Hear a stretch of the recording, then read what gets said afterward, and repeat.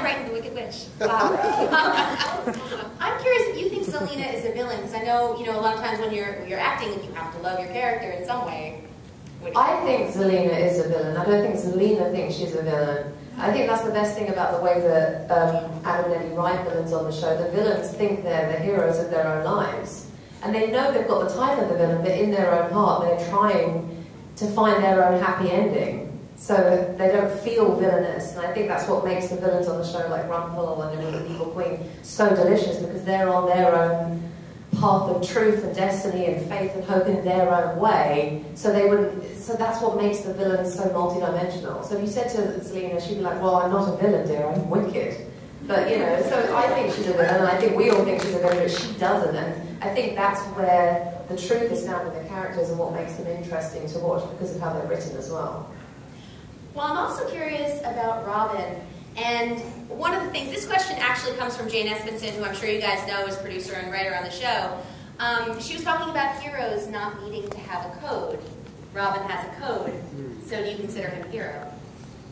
I don't think, I consider it. I mean, who didn't grow up knowing and hearing the legend of Robin Hood? Somebody who robs from the rich and gives to the poor. And I think nowadays, with so much of the world getting so rich and the rest of us all struggling to kind of survive, I think Robin Hood is more apparent and more vital and useful today than ever. But I don't think Robin sees himself as a hero. I think in sort of the same way that Rebecca describes Zelina, I think Robin just sees himself as somebody who knows what he thinks the right thing to do is. And obviously, as we saw in the last season or two, he's far from perfect. Even though his wife came back from the dead and they got frozen, he still went and snogged Regina.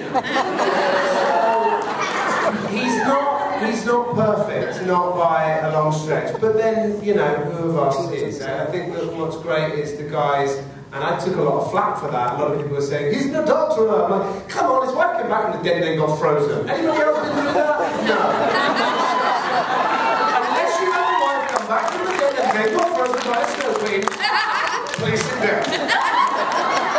So I defend him because I love the character, and it really is one of the great honours of my life to be able to wear the hood for just this brief period in my life. I mean, it's a bit like James Bond or Batman or Superman. There'll be many other people that play him, but just for this little brief period of time, I get to be him, and it's the coolest thing in the world. So I'm very grateful. Well, you guys do a lot of work with